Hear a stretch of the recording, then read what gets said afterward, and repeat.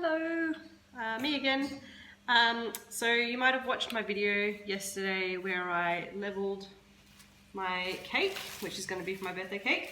So I thought I'd show you how I fill and stack my cakes. So I've got my cake pre-cut and leveled.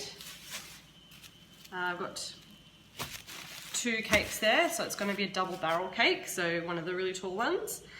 And what I tend to do with my cakes before I work with them is I make sure they're cold, so I either put them in the freezer and then get them out in time to defrost, or I keep them in the fridge. They're just easier to work with when they're really cold, but obviously if they're frozen solid they can be a bit tricky as well, so somewhere in between being warm and frozen is a good place to start. The other things I have ready to go is I've got my offset spatula, which is really important tool for getting your buttercream on nice and smoothly. And again, my scraper. So I have a nice tall scraper because I'm doing a double height cake. And you want one that's fairly thin as well, so you can get a nice sharp edge. Then I've got my cake boards. So the first one is the big one, which will be for my display. So that's the one that you see at the bottom. Then I have a 7-inch board, which is the same size as the cake. It's a 7-inch cake, so that'll go at the bottom of the cake. And then I have my 6-inch board, which will go in between, about halfway up the cake, for extra support. So with the double height cakes, what I do is I have supports like these. You could use bubble tea straws or wooden dowels, but I buy the reinforced cake supports. You can see those. Oh, you might not be able to see them very well, but they have reinforcing in the inside of them, and that's what I use to support my cake. So when you have a really tall cake, having support is really important so that it doesn't slip and slide all over the place and it doesn't collapse under its own weight. So to start with, I'm going to put some frosting in my piping bag. So this particular cake, I'm going to be putting vanilla buttercream and some lemon curd inside it. So for filling the piping bag, you just give yourself a nice C. Some people put them in a glass. I just prefer to do this. And you pop in your buttercream, and then you can just scrape it off on that C of your fingers. You don't need to fill it up too much because you can always add more, and it can get a bit unmanageable if you put too much buttercream in there. Twist it in, ready to go. So I start by just putting a scrape of buttercream on that 7-inch board. That's just to hold the cake in place. Unwrap my cake. It's important if you're putting it in the fridge or the freezer to make sure that you double wrap it in cling wrap so that it doesn't dry out, because the fridge can really dry your cake out. So pop that on. Give it a coat of my buttercream. I've coloured my buttercream with a very pale peachy colour.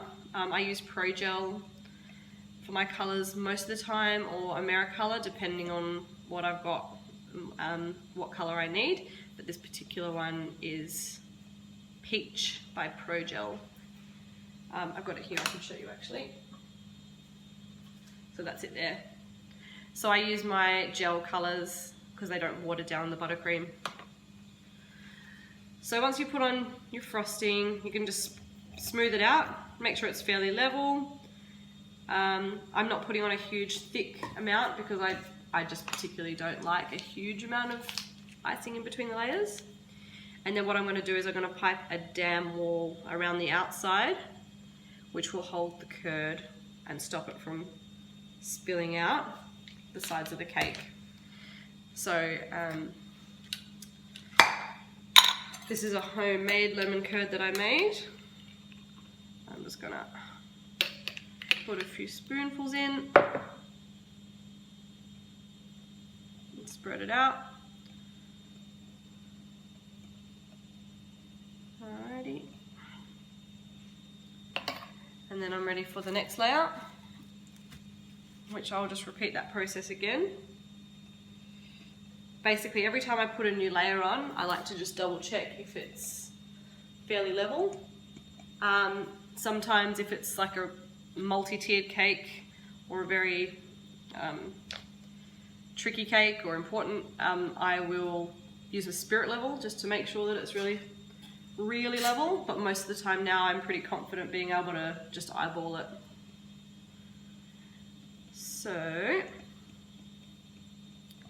same process again. There's no real amount that you should have or shouldn't have. It's usually personal preference, and you just do it. I just do it by feel. I don't weigh out a particular amount that I put between each layer. My philosophy in life is usually just wing it, and that's what I do, and it generally works out all right.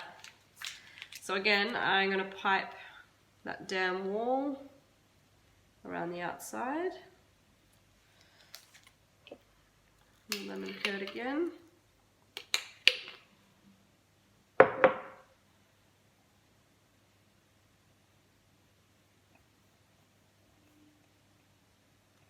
I wouldn't put too much curd between the layers, just because you don't want them slipping and sliding all over the place.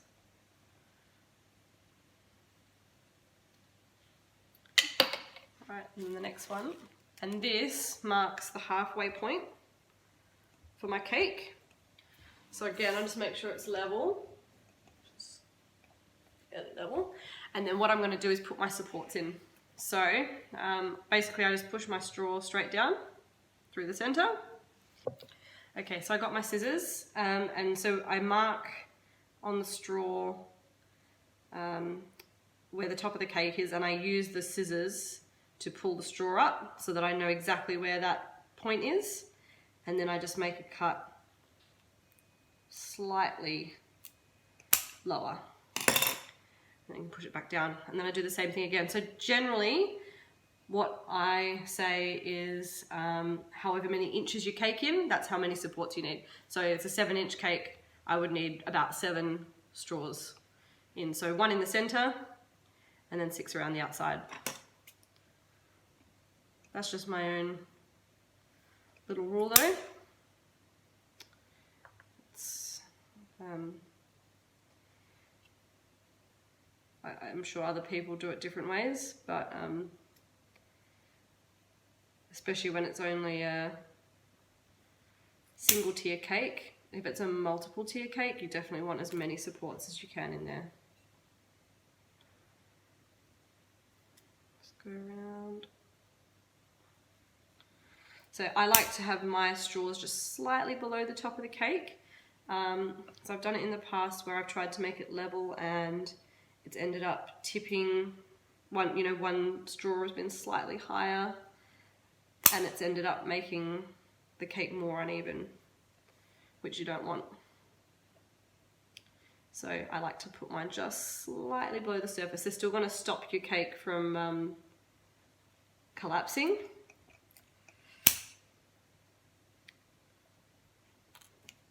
But they're not going to make it uneven.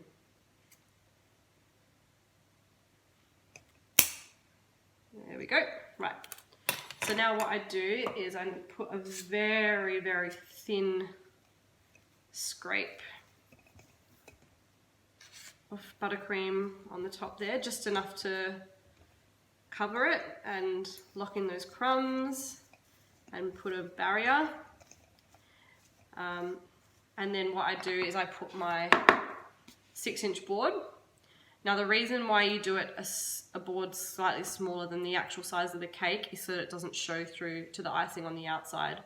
So if you did a 7-inch board, the same as the cake, when you scrape back your buttercream, you could have that board showing through on your final coat of icing, which you don't want. Then again, a little scrape, again just to hold the next piece of cake in place. And we can repeat the process all over again. Now I tend to put my cakes upside down when I'm stacking them, just because I find that the top, if you have the bottom of the cake at the top, you get nicer, crisper corners. You don't have to do it that way though, that's just my personal preference.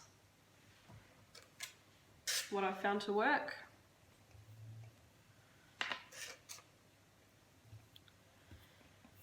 So my layer of buttercream. The other important thing to check as well is not just whether the cake is level, but also whether it's level vertically as well.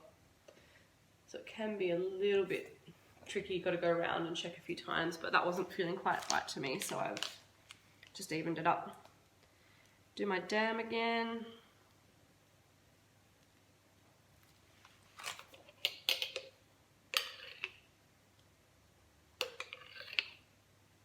Lemon. Nothing better than homemade lemon curd. Delicious. Will go very nicely with the lemon and blueberry cake. Alright, we're almost there. Next layer. Just check that it's level again.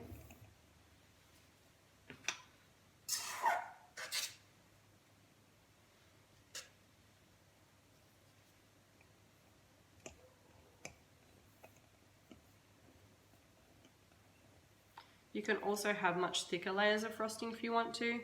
Some people pipe a whole, like a spiral, and that's how they fill their layers, so it's quite a thick layer of buttercream in between. I prefer not to, I just find the buttercream is too overpowering, can be too sweet with that proportion. I just like quite a thin layer. If I wasn't doing the curd though, I'd probably do a slightly thicker layer than what I'm doing at the moment.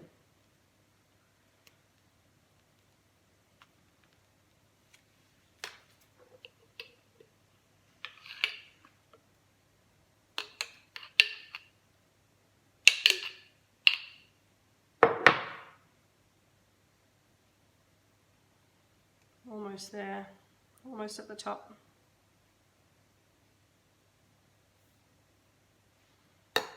Alright, and then the final layer on the very top.